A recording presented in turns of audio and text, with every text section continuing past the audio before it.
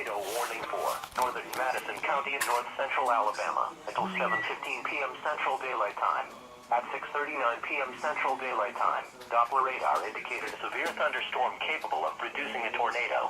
This dangerous storm was located 5 miles east of Harvest and moving east-northeast at 40 miles per hour. Locations impacted include northern Huntsville, Moores Mill, Meridianville, Hazel Green, New Market, and Harvest. Take cover now. Move to a basement or an interior room on the lowest floor of a sturdy building. Avoid windows.